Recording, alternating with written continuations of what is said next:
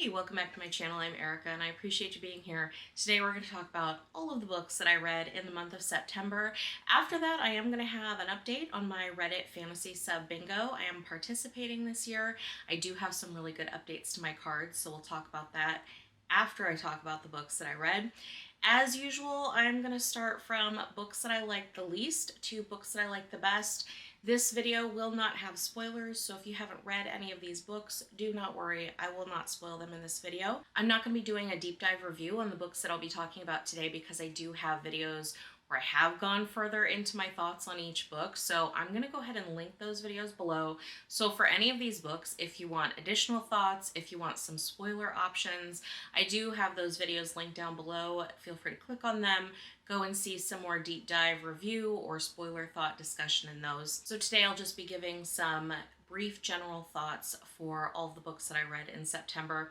Normally, as I said, I go from books that I like the least to books that I like the best, but there is one that doesn't really, I don't know that it's fair to go in order because it was a very short story.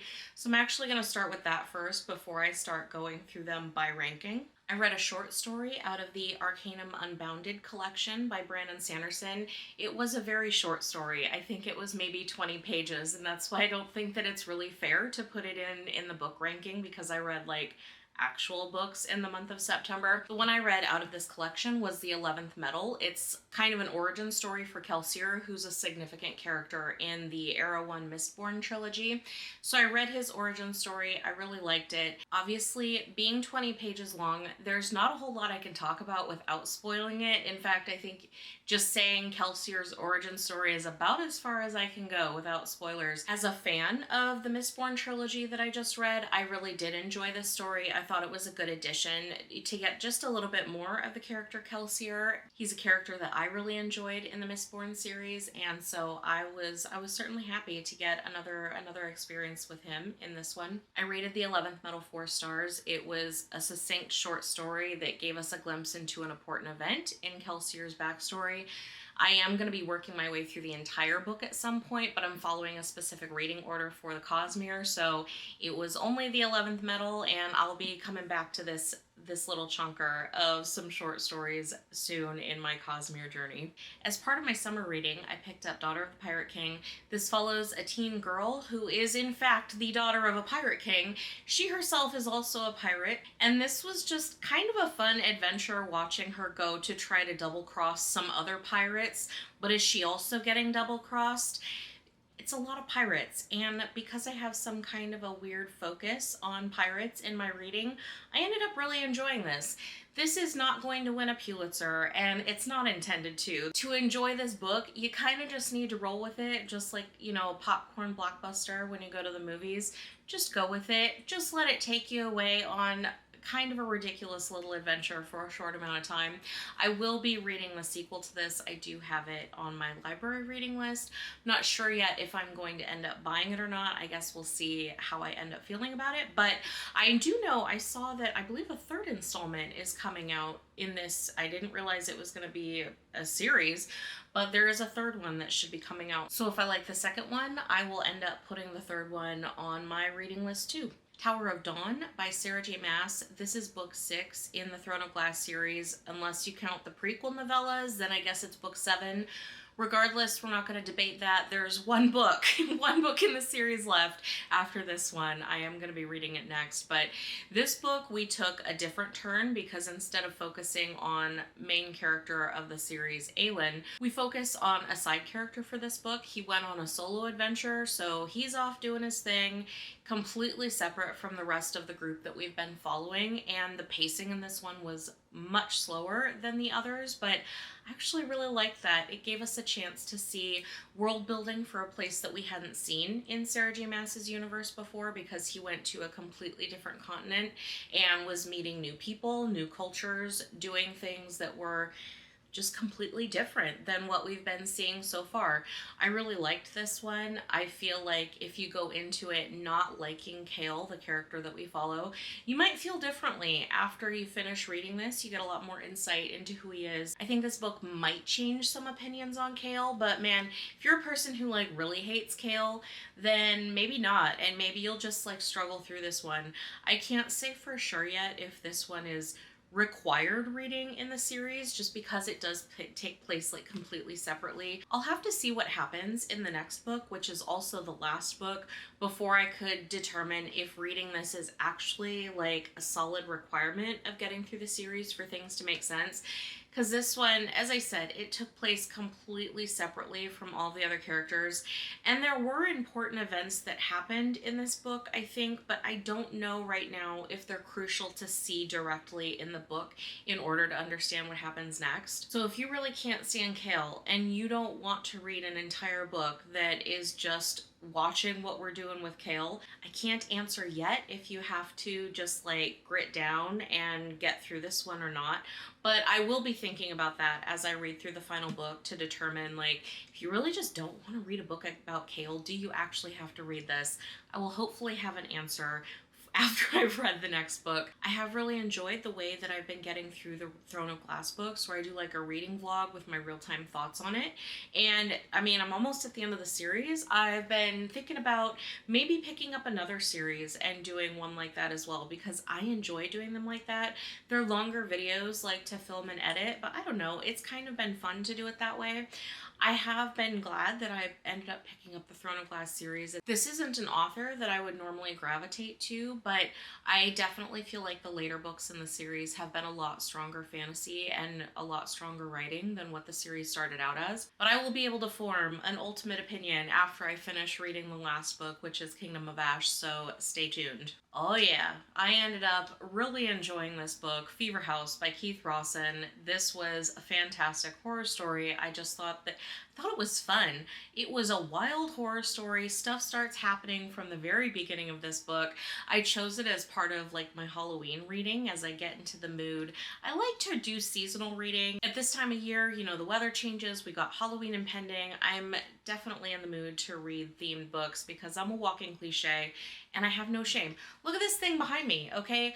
I have no shame about how much I love like fall and Halloween, and I don't even want to tell you how many pumpkin related things that I've gotten, especially because now, oh my goodness, if you love pumpkin stuff, go to Trader Joe's if you have one near you, because I've gone there multiple times in the last couple of weeks and just bought like a ton of pumpkin related items because I have no shame. If they still have them by the time you're watching this video, then I really recommend that you pick up the pumpkin samosas in the freezer section. They're like the perfect combination of the sweetness of pumpkin, but also with like savory spice. They really perfected it. I hoard them. I'm not even going to lie. I hoard them in my freezer so that I can enjoy them for several months after they stop stocking them in fall. So recommend that you pick those up. But this is not a video about delicious treats from Trader Joe's. So let's actually talk about this book, all right? This hand on the cover is absolutely foreshadowing for what we're doing in this book, which is following what happens when there's a creepy hand floating around that is maybe causing some evil stuff to go on. We follow several different characters that are involved with the hand. I don't know of a better way to put it. They encounter the hand. I don't want to say they hold the hand, although some of them hold the hand. Anyway, this hand is a problem. It causes problems. That's all I'm going to say. I don't want to give any spoilers because this entire book takes place over, I think, less than 24 hours. A lot happens in that 24 hours though, like things go off the rails pretty quickly. There's some traditional horror stuff in here. There's some like occult horror stuff in here, which I loved.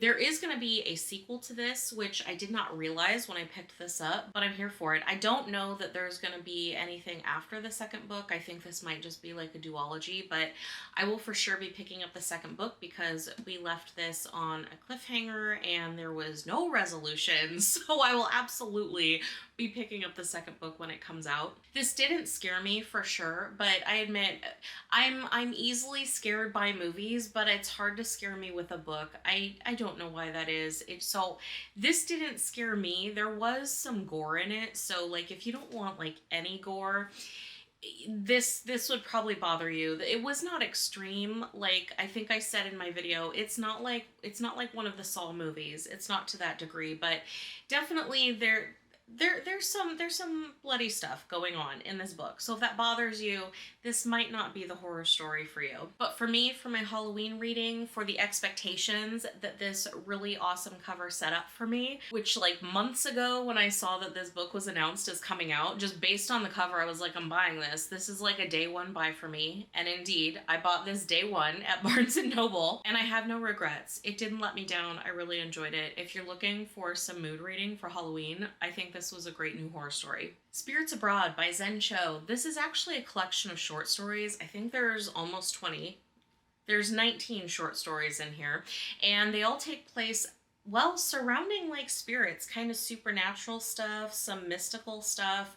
It takes place primarily in Malaysia. It follows different characters, so this is not a series of short stories about just like one person or a specific group of people. Each story follows a different group. This is my second book that I've read by Zen Cho. I really liked her other one as well, Blackwater Sister, and that's what made me pick this one up.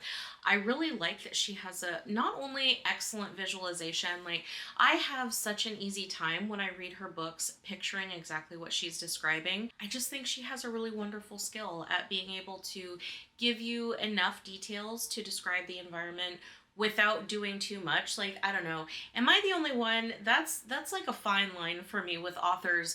I find that some authors like don't give me enough detail about the environment, where I have to make it up in my mind, which I don't know, sometimes that's fine, but sometimes I'm like, I want to be immersed. Like, can you give me a little more? On the other side of the spectrum, some authors I find give me too much, like stuff I don't care about. Like there was one that I just read that I'm gonna have a video about. I think probably shortly after you see this one, I'll have a video where it was a book that I picked up, and in the first chapter, the author mentions one of the characters' like bad hair dye jobs on 2 separate occasions within the first couple pages. It's not a book about hair. I don't know why the author wanted to give me those details so badly, but that kind of like unnecessary level of detail kind of takes me out of the story, because I'm just like, why are you telling me this? That I don't care. I don't care about the quality of the hair dye process that this character uses. Why do I care? But anyway, Zen Cho does not have this problem. I find that she knows the level of detail that's really going to help a reader get into her books. Her skill at bringing you into, you know, local Malaysian lore and various supernatural, I'll say entities. It's just fun. It's escapist, and especially this with each story. I think each story was maybe like 20 pages. There were a couple that were longer, but I think on average each one was 20 pages. It was just enough to get you immersed into a fantastical environment, and I really loved it. Between this one and Blackwater Sister, now that I've had some time to think about it, I actually think I prefer this one more, because my favorite element to her books was the supernatural, like fantasy element. And this is a book of nothing but that. So this would be probably a good entry point for this author, I would guess, because they're short stories, so you don't have to commit to like one long thing. You could pick and choose stories out of this if you wanted to. You just get a little taste of the supernatural, and I really enjoyed it. It was also a really excellent choice for summer reading, I felt. The commitment for these is small, and I feel like this was just the perfect amount to showcase her skill in telling a fantasy story. The last 2 books that I have, I really debated on which one I liked more to talk about last. They're both so enjoyable, but they're just such different books. I finally settled on this order, but I have to say I really enjoyed the final 2 books that I'm going to talk about. The City of Brass by S.A. Chakraborty. This is the first book in the Daevabad trilogy.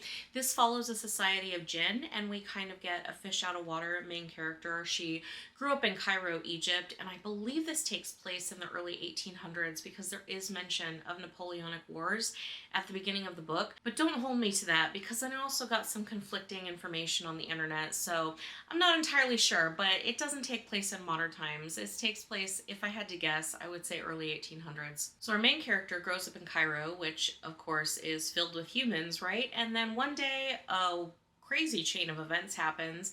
She ends up getting taken into the society of jinn that are like kind of out in the desert doing their own jinn society thing. We get to learn a lot about the different factions of jinn, which I thought it was really fun. It was creative. There is a lot of the book that has kind of a political element to it because there's a lot of social issues that this jinn society is dealing with. Like all the different jinn tribes have different ideas of like how their society should work and what the answer to these social issues are. So a lot of the book was spent exploring that. And our main character, Nari, she's trying to kind of figure out who she is and where she fits in, what exactly she can offer. So we see her going on her own little self-discovery journey as well. My favorite character in this book was Dara. He is he's the jinn that Nari first meets, and he's the one who ends up taking her to Daevabad, the city of jinn. I really liked him, I think so far the best. He's kind of a complicated character, and I find myself drawn to complicated characters in general. They usually end up being my favorite, you know. They're not clearly good, not clearly evil. They're a very interesting shade of gray, somewhere in the middle, and that was definitely what Dara is in this series. There's absolutely no resolution at the end of this one, so not a standalone, which is not shocking because I think I already said it's a trilogy, right? So there is magic in this, of course, because it surrounds the idea of jinn, but not just wish-granting magic, although we do get to see some of like an explanation of what it means to be a slave jinn and have like a human master and grant wishes. But the focus is not that. The focus is on what would an actual society of jinn, like free jinn, what would it be? What would it look like? What can they do? I'm hoping that we get to expand more on jinn magic capabilities in the next one, because there seems to be a pretty wide range of capabilities when it comes to jinn who are able to do magical things. This was just such a fun escapist fantasy, like out in the desert, in a new society, different species, wish-granting jinn, except in this one they don't grant wishes, they're doing their own thing. It was just a really fun read, and I'm glad that I finally got to it. It's been on my TBR like since it came out. So I put this down, and then literally the weekend after I finished this book, I had to immediately go and get the next books in the series. So I do have Kingdom of Copper and then Empire of Gold.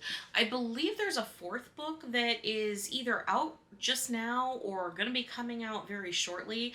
I think that one is going to be short stories maybe that are kind of like tangentially related to this. And then another book just came out this year, which I don't know if you can see it because I've got it like on a top shelf back here.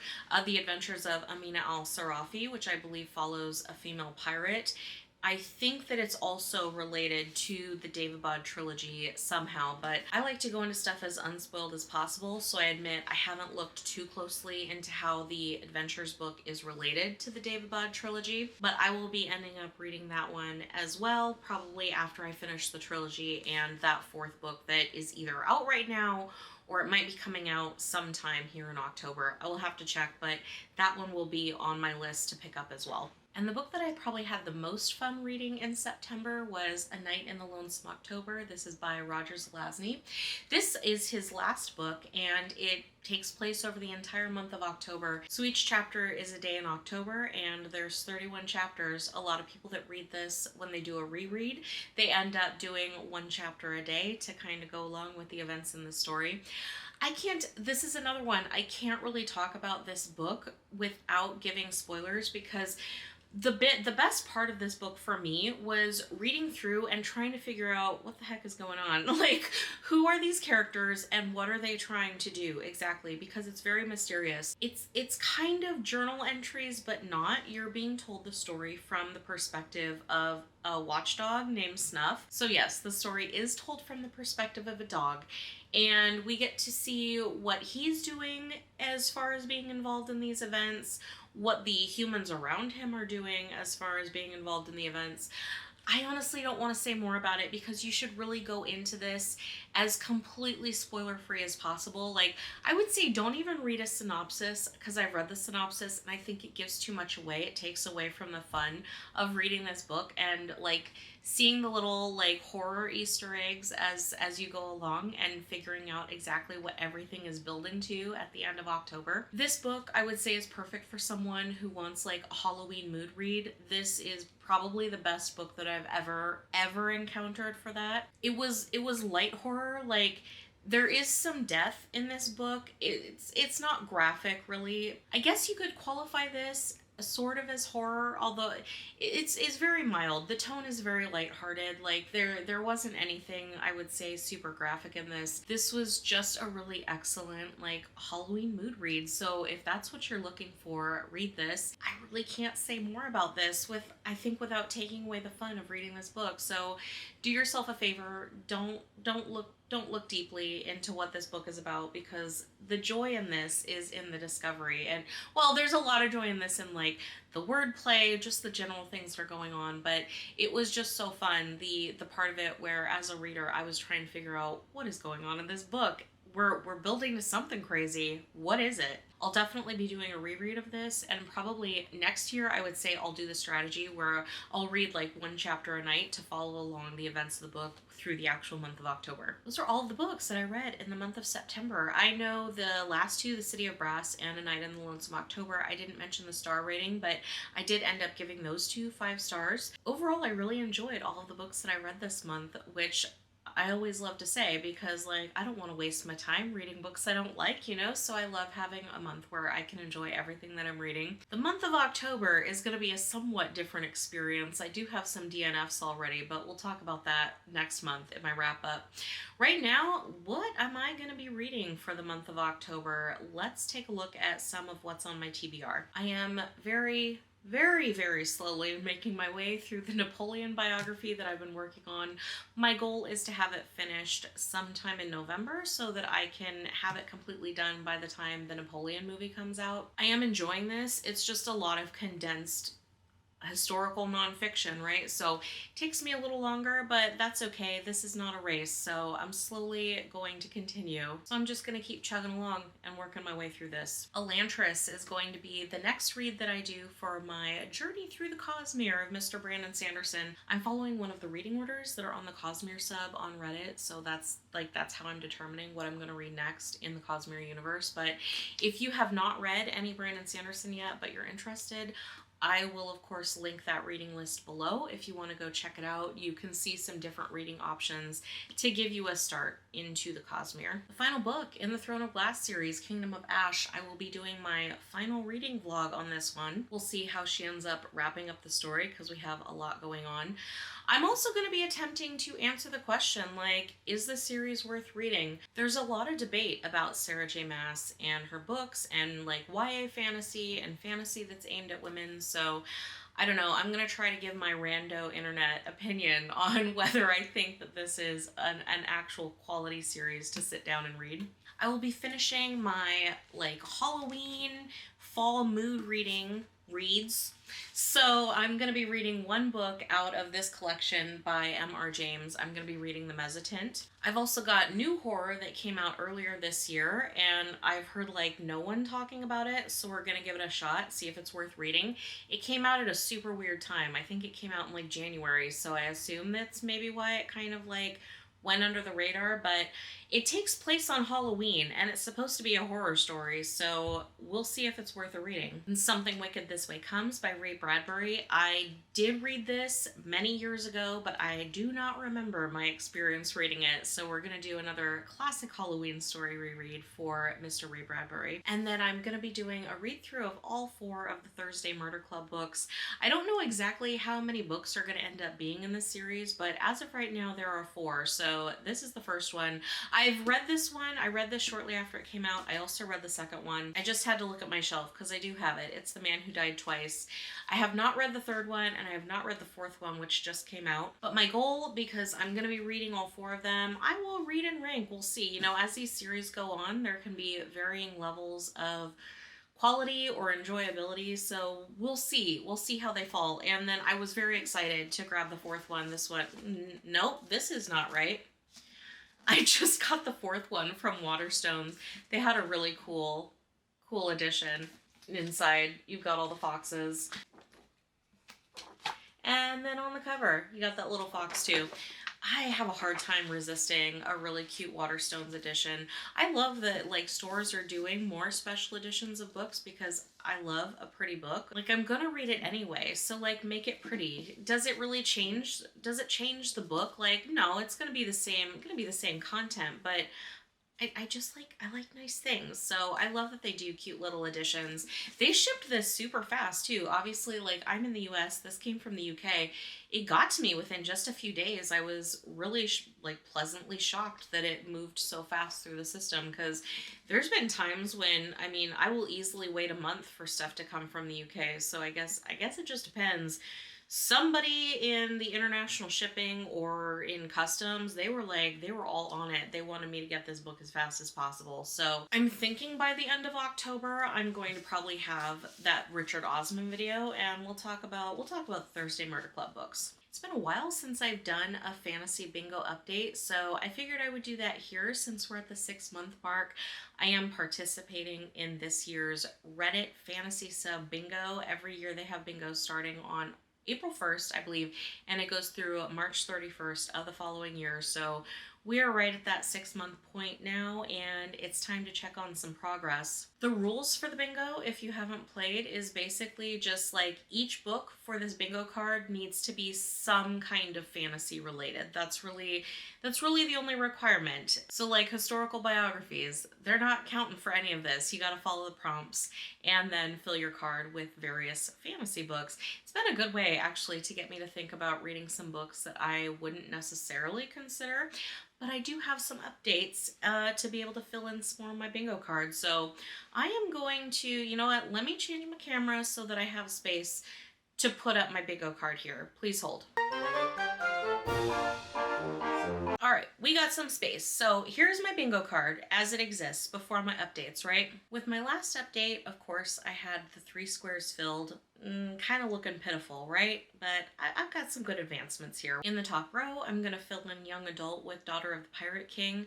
I did debate putting this one in the bottom row with like the coastal or island setting, especially because the hard mode for that is like includes seafaring, which this one was almost entirely seafaring. But I'm just not entirely sure how many other YA fantasy books I'm going to be reading coming up. So I do have something else in mind for the coastal or island setting, so I decided to put this one under the YA category. Now the second row is looking way better. Of course, I already had the one that was published in the 2000s. I filled that with Mistborn. So our new additions, I've got the Angels and Demons category filled, which I was very pleasantly surprised to be able to fill that one so fast.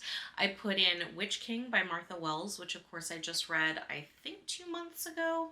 Time has no meaning anymore, but I read it. Our main character is in fact a demon, so it qualifies. 5 short stories, again, very conveniently putting in with Spirits Abroad by Zen Cho.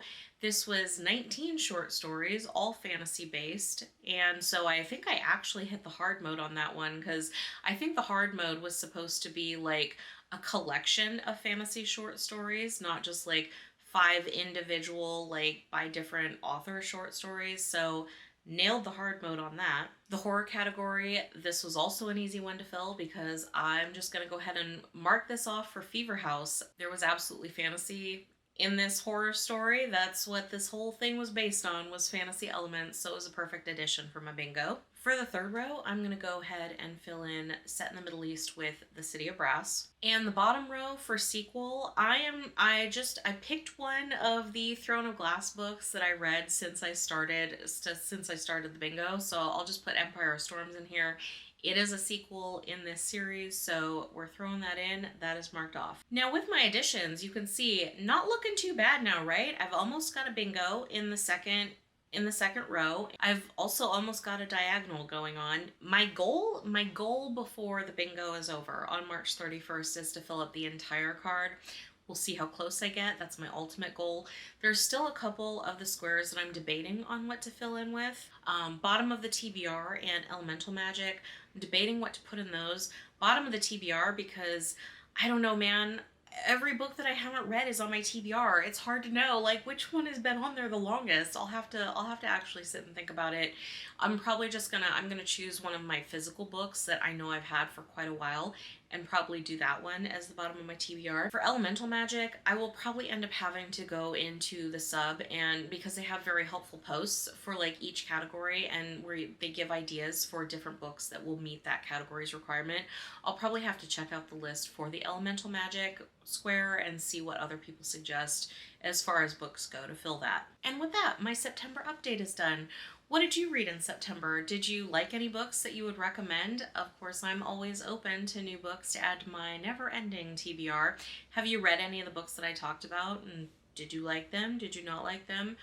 And are you also participating in the Reddit Fantasy Bingo? If you are, like, have you gotten bingo yet? Are you farther along? Are you gonna have to pick a time to buckle down and try to get a bingo on your card? I think that's probably what's going to end up, what I'm going to have to end up doing is like take a month where I just like buckle down and try to read through my Reddit bingo books. But I am looking forward to October reading. I think I've got a pretty good set here. I'm going to try to work my way through. I'm cautiously optimistic because they all sound like books that are like really going to appeal to me, that I'm really going to enjoy. So fingers crossed that I have another really good reading month. That's all that I've got for you today. Thanks so much for coming by. I always appreciate it. Please remember to like this video and subscribe to my channel if you want to see more content like this. I'll see you next time. Thanks.